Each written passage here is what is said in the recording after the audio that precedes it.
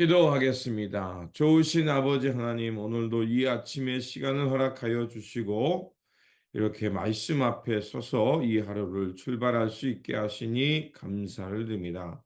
주님, 우리의 삶의 자리를 늘 주님의 말씀 앞에 돌아보게 하여 주시고 자로나 오르나 치우침 없이 온전히 하나님의 뜻을 잘 분별하며 하나님께서 이끄시는 그 생명 살림의 역사, 선의 역사를 향해 함께하게 하여 주옵소서. 무엇보다도 아버지 하나님, 우리가 타인의 고통에 무심하지 않게 하시고 그 고통의 자리에 함께 아파할 줄 아는 사람, 그들의 이웃 되어 살아가는 삶이 되기를 원합니다. 또한 하나님, 이 역사 속에 불의를 심판하시는 하나님, 그 하나님을 기억하면서 우리의 삶을 잘 성찰하면서 나도 그 심판에서 자유로울 수 없다는 것을 기억하며 하나님의 은혜와 자비를 구하며 정직하고 참되게 살아가는 예수 그리스도 앞에 깨어있는 성도, 늘 성령의 충만함 속에 살아가는 성도 되게 하여 주옵소서. 우리 구주 예수 그리스도 이름으로 기도드립니다. 아멘. 오늘 우리에게 주신 말씀은 스바냐 2장 1절에서 7절입니다. 함께 모여라, 함께 모여라. 창피한 줄도 모르는 백성아. 정해진 때가 이르기 전에, 세월이 겨처럼 날아가기 전에, 주님의 격렬한 분노가 너희에게 이르기 전에, 주님께서 진노하시는 날이 너희에게 이르기 전에 함께 모여라. 주님의 명령을 따르면서 살아가는 이 땅의 모든 겸손한 사람들아, 너희는 주님을 찾아라. 올바로 살도록 힘쓰고 겸손하게 살도록 애써라. 주님께서 진노하시는 날에 행여 화를 피할 수 있을지도 모른다. 가사는 버림을 받을 것이며 아스글론은 폐허가 될 것이다. 아스도는 대낮에 텅 빌 것이며 에글론은 뿌리째 뽑힐 것이다. 바닷가에서 사는 자들아, 그레섬에서 사는 민족아, 너희에게 재앙이 닥칠 것이다. 블레셋 땅 가나안아, 주님께서 너희에게 판결을 내리신다. 내가 너희를 없애버려서 아무도 살아남지 못하게 하겠다. 바닷가의 땅을 풀밭이 되고 거기에 목동의 움막과 양떼의 우리가 생길 것이다. 바닷가 일대는 살아남은 유다 가문의 몫이 될 것이다. 거기에서 양떼를 먹이다가 해가 지면 아스글론에 있는 집으로 가서 누울 것이다.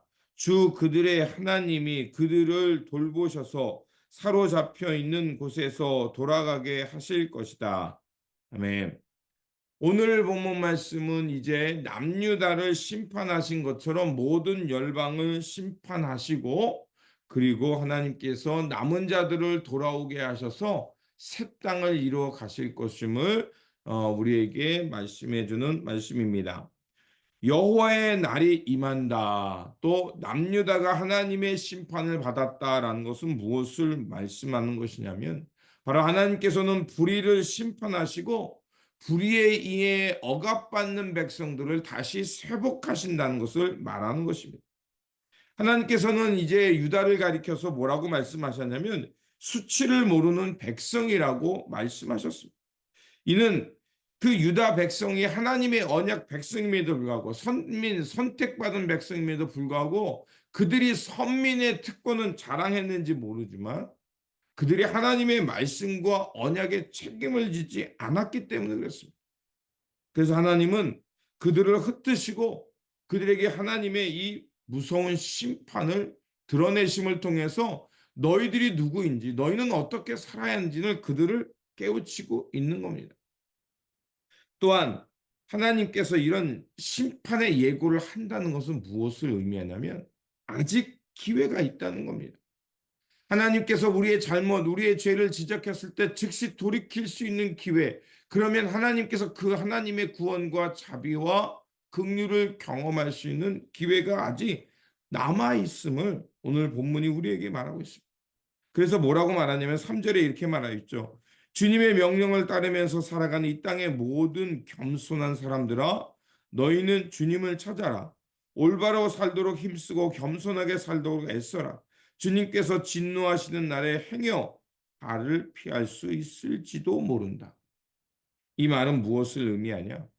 불의를 사는 이들에게는 하나님의 무서운 진노가 있지만 하나님의 말씀 앞에 겸손히 또 하나님의 말씀을 따라 선하게 정직하게 살려는 그들에게는 회복의 날이 있다는 것입니다. 이제 하나님께서는 남유다를 심판하셨듯이 이제 가사, 아글론, 아스돗, 에그논을 하나님이 똑같이 그 잣대로 심판하시겠다는 것입니다. 그러면 왜 하나님께서는 이렇게 블레셋의 도성인 가사, 아스돗, 에글론을 언급하셨을까? 바로 그들의 행실을 하나님은 지적하고 있는 겁니다. 그들은 어떠했냐? 이스라엘 백성들이 추수를 위해서 이제 곡식을 봄에 잘 뿌리고 잘 가꿔서 추수 때가 이르면 어김없이 블레셋 사람들이 쳐들어와서 이스라엘 백성들이 추수할 곡식을 다 훔쳐갔습니다. 하나님은 그들의 죄악을 기억하고 있었다는 겁니다.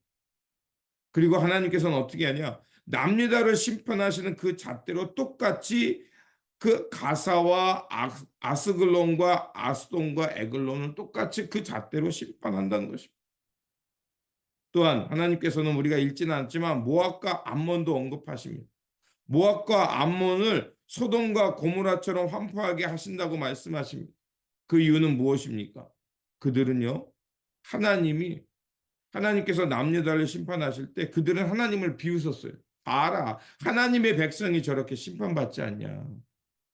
바벨론에 의해서 남유다가 멸망할 때 그들도 똑같이 그 암몬과 모압도 이 하나님께서 쓰시는 그 바벨론의 심판의 도구에 의해서 그들도 똑같이 멸망을 당했습니다. 그 다음으로는요, 구스와 아수르도 말씀하십니다. 이 얘기는 무엇입니까? 하나님께서는 불의의 심판을 하실 때 남유다 언약 백성에게만 뿐만이 아니라 주변의 모든 열방도 똑같은 잣대로 그들에게 심판을 하신다는 것입니다. 그들을 똑같이 심판하신 이유는 그들도 교만했고 자신의 힘이 하나님보다 뛰어나다고 믿었기 때문에 그들의 이 방자함을 하나님은 기억하시고 심판하신다는 것입니다. 또한 뿐만이 아니라 이웃이 고난받고 고통당할 때 그들은 조롱하며 비방했습니다. 이것은 무엇을 의미합니까? 하나님은 그 타인의 고통에 공감하지 못하고 그들을 비난하면서 더 나아가 언약 백성이라고 말했던 유다가 그렇게 고통당했자 하나님은 그 잘못된 하나님이다. 그 너희 믿는 하나님은 틀렸다라고 말하게 이렇게 조롱하고 비난한 것을 하나님은 다 기억하고 있다는 겁니다. 그래서 잠언 17장 5절은 이렇게 말합니다. 가난한 자를 조롱하는 자는 이를 지으신 주를 멸시하는 자요 사람의 재앙을 기뻐하는 자는 형벌을 면치 못할 자니라.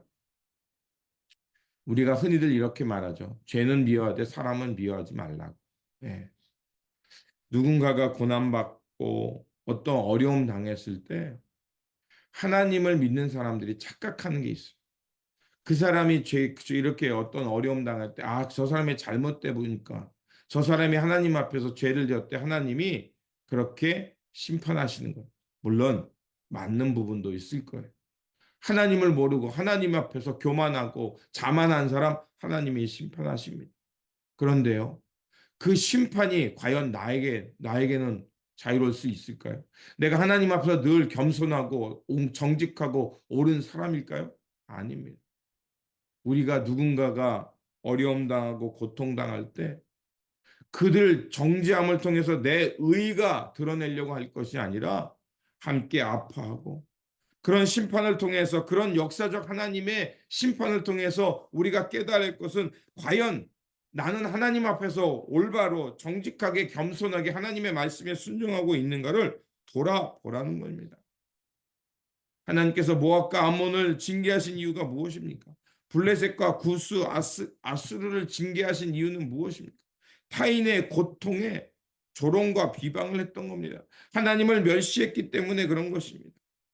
그러므로 오늘도 우리가 살아가는 삶 속에 다시 한번 내가 하나님의 말씀 앞에 바르게 살고 있는가? 내가 하나님의 말씀 앞에서 이 말씀을 통해 드러나는 역사적 사건 속에서 나는 과연 하나님 앞에서 오르고 정직하게 살고 있는가? 돌아보는 것이 중요합니다.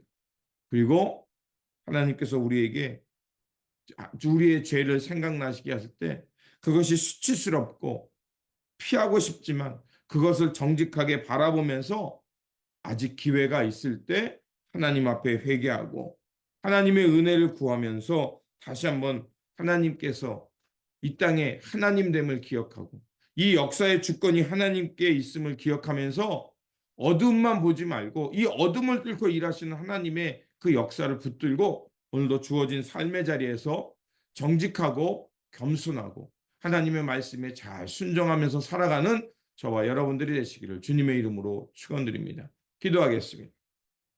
역사의 주관자이신 하나님, 하나님 앞에서 언제나 우리는 부끄럽고 죄송스러울 수밖에 없습니다.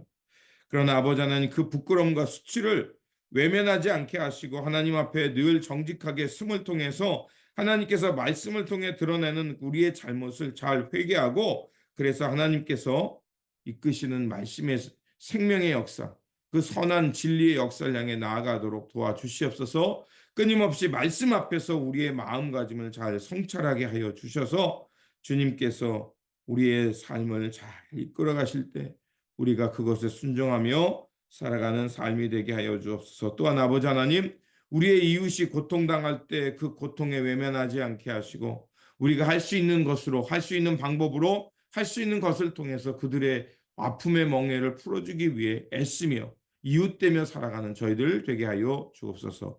우리 구주 예수 그리스도의 이름으로 기도드립니다. 아멘.